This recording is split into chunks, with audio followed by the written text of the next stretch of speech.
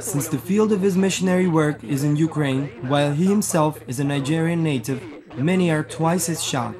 He has dark skin and belongs to a full gospel evangelical church, one of the followers of which is President Bush and many other past enemies.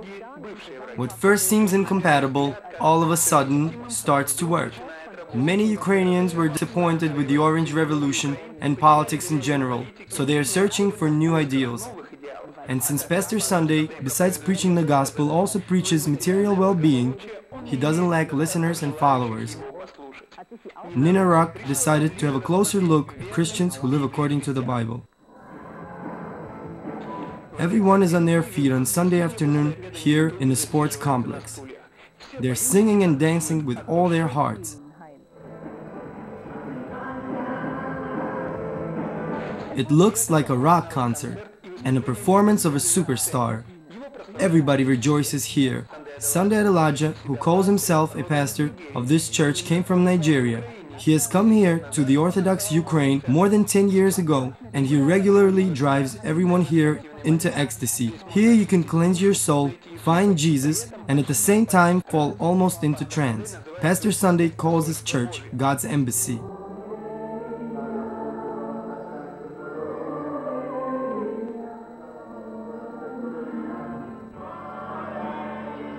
According to his words, his church has more than 25,000 members in Kiev only.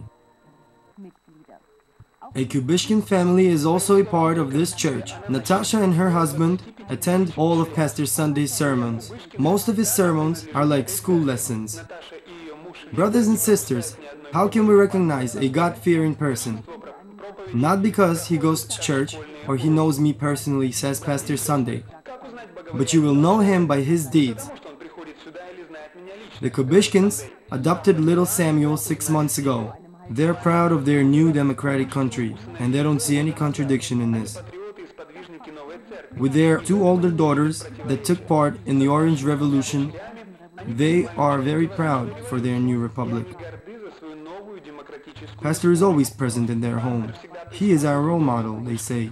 They have been members of his church for 7 years. Their daughters are also taking an active part in their faith. They don't drink alcohol, don't smoke cigarettes, and no sex before marriage. The other sign of a God-fearing person is being successful and earning money. I am a member of the 1000 Club, the club of Christian millionaires. And all of us want to become millionaires in 2 or 3 years. And I am confident that I will reach this goal because God loves those who are successful. Victor made up his mind to become rich by selling massaging beds with special stones that radiate with infrared rays that help the body heal itself faster. All you need to do is believe. Before the person who is interested can try the bed, he must take a quick course of anatomy and emotional preparation.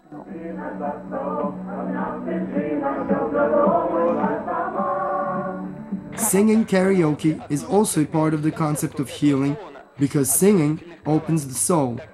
This countrywide business belongs to one of Pastor Sunday's followers, and Victor works as a branch manager in one of them. He already has a few of these open.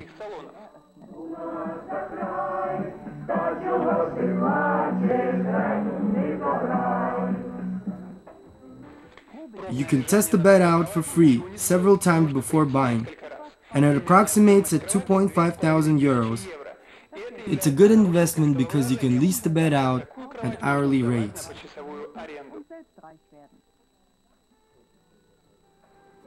Here we are introducing a new concept of healthier Ukraine. We drink water instead of vodka. We want to have a healthier and successful country. As for people who come here, they feel better already after their first hour. And after several visits, many people throw away their walking sticks and the short-sighted begin to see clear again.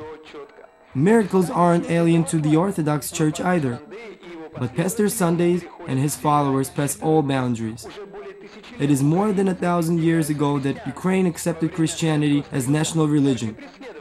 During the time of Soviet Union, the churches were persecuted, but present government guarantees freedom of religion. Although many practice an Orthodox religion, Protestant churches have lots of followers, especially among youth, as they don't know about the old Orthodox customs.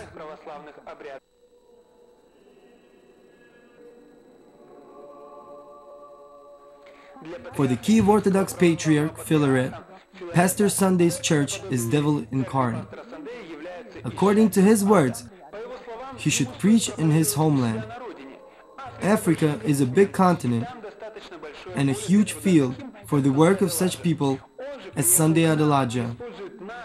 But he has come here and uses our liberal religious law to propagate that which has nothing to do with the kingdom of heaven. It's a totalitarian sect.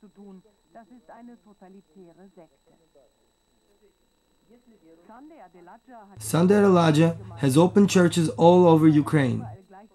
As he can't be everywhere at once, he communicates with people through internet. Someone is interested if we can listen to non-Christian music. Sunday answers that everything depends on the content of the song. Sundays would gladly help Russians to know God, but he is not allowed there. Of course, he says, if churches like ours begin to grow in Russia, then Kremlin will lose control, because our members are taught to be free, and instead of fearing rulers of this world, they only fear God. And if they have no fear, then they can't be controlled.